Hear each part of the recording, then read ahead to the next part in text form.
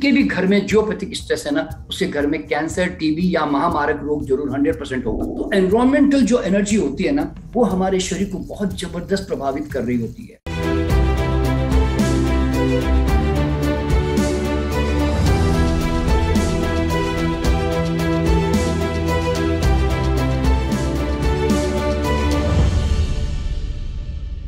Exercise करना चाहिए, धूप लेनी चाहिए, हवा लेनी चाहिए, रेस्ट करना चाहिए। मैं ये विषय नहीं छेड़ रहा हूं, क्यों? ये आपको पता है, मैं नहीं पता है, मैं वो आपको बताने की कोशिश कर रहा हूं। एक और फैक्टर है आपके लिए बीमार करने का, जो जीवनी शक्ति का नाश करता है, वो है एनवायरमेंटल एनर्जीज।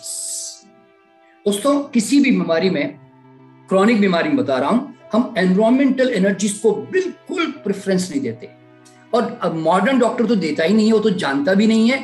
और मैं कहता हूं इवन प्राकृतिक चिकित्सक, इवन नेचुरल हीलर्स भी है ना, इसके ऊपर ध्यान नहीं दे पाते। और मैंने इसके ऊपर मैं भी कई सालों तक अनजान रहा, लेकिन मुझे पता चला कि आसपास का जो वातावरण है, वो एक एक पल किस तरह का वातावरण है, किस तरह की उसमें वाइब्रेशंस हैं, वो हमारे एक एक सेल को या तो डैमेज कर रही होती है और वाइटलिटी को कमजोर कर रही होती है, और या नहीं तो एनर्जी को बढ़ा रही होती है। और मेरे ख्याल से ये एक कॉमन सेंस से आप समझ सकते हैं कि आप मंदिर में जाते हो ना, आप अपने आप को बड़ा ऊर्जावान महसूस करते हो, क्योंकि वो ऊर्जा का स्थल है।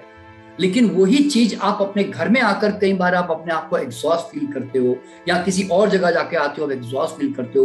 क्यों? आपको पता ही नहीं चला कि कहीं आप जब गए किसी को मिलने, तो आप एनर्जी लुटाकर आ गए, आप लेकर नहीं आए। हालांकि मंदिर जाते हैं, गुरुद्वारा जाते हैं, तो एनर्जी कमा कर आते हैं वहां से, या किसी पेड़ के पास बैठते हैं तो एनर्जी कमा कर आते हैं।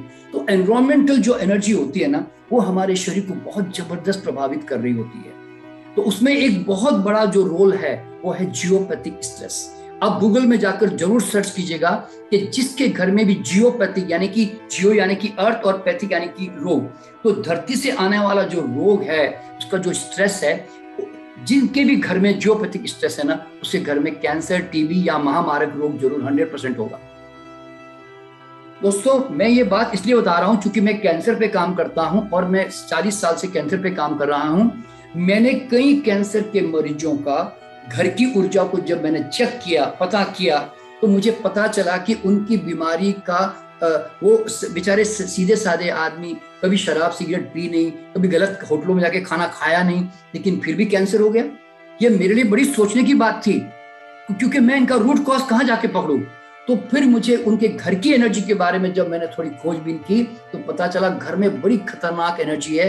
जब से वो घर लिया उन्होंने, उस घर के अंदर वो इस तरह की एनर्जी, एनवायरमेंटल एक नेगेटिव फोर्स है कि जहां उनको नींद कभी ढंग से नहीं आई, और उनका शरीर जो है, रोज उठो तो एग्जॉस्ट फील करते थे। तो एक समय ऐसा आया कि उनकी जीवन शक्ति लॉस हो गई। तो मैंने उनके घर को चेंज करवा कर, मैंने कुछ दिनों के लिए मैंने उनको कहा कि आप 3 महीने के लिए कहीं और चले जाइए, लेकिन इस घर में मत रहिए आप प्लीज। और वो सचमुच 3 महीने के अंदर जो कैंसर से ग्रसित थे, वो बाहर जाने के बाद में वो उससे बहुत जल्दी मुक्त होने लग गए। क्यों? क्योंकि वो कैंसर को मेंटेन करने के लिए जो लो एनर्जी चाहिए, वो घर में मौजूद थी, अब वो नहीं रही, और चारों बाकी जगह जहां गए, वहां जीवनी शक्ति प्रबल करने वाले फैक्टर मिल गए, वो जल्दी ठीक हो गए। यानी कि ये जानना बहुत जरूरी होता है। और एनवायरमेंटल एनर्जी सिर्फ इसी का नहीं होता, बता रहा हूं। अगर आपके घर में, जहां आप देखिए, आप पब में, बार में जाते हैं और वहां पे लोग डिस्को डांस कर रहे होते हैं वहां पर, तो वहां की वाइब्रेशन आपने देखी होगी, अलग होगी। लेकिन एक जगह भजन चल रहा है, वहां के वाइब्रेशन बड़े डिफरेंट होंगे। तो आसपास में आपके घर में झगड़ा टंटा चलता है, वाद विवाद होता है, आपकी पूरी वाइब्रेशन घर की खराब हो जाती है। ये मैं अभी चूंकि रेकी की बात करने जा रहा हूं, तो मैं साइंस ऑफ फ्रीक्वेंसी की साइंस बताने जा रहा हूं कि how all energy affects you actually. और इसी तरह घर के अंदर जो है रेडिएशन के प्रभाव होते हैं बहुत सारे। अगर आप ऐसे पलंग के पास होते हैं जहाँ इलेक्ट्रॉनिक गैजेट्स हैं, तो आपको, आपके बॉडी को नुकसान पहुंच रहा होता है। आपके घर के अंदर बहुत सारी रेडिएशन चल रहे हैं, तो आपकी बॉडी को नुकसान पहुंच रहा होता है। और उसके अलावा जो वास्तु साइंस है, देखिए वास्तु कोई गलत साइंस नहीं है, उसके मीडिएटर जो, जैसे ज्योतिष का लोगों ने कबाड़ा कर दिया अच्छे साइंस का, उसी तरह वास्तु का भी लोगों ने कबाड़ा करके रख दिया। अच्छे वास्तु विशेषज्ञ भी है, थोड़े गलत भी बहुत ज्यादा है। तो वास्तु जो है वो एक एनर्जी का साइंस है कि जिससे एनर्जी डिसाइड होती है बिल्डिंग के स्ट्रक्चर से। तो अगर वो गलत ढंग से बना हुआ है, यानी कि आप बीम के नीचे सो रहे हैं या आपके घर के आसपास से कोई एनर्जी एंटर कर रही है, तो आपका शरीर उसको रिएक्शन करने में एनर्जी लॉस कर रहा होता है।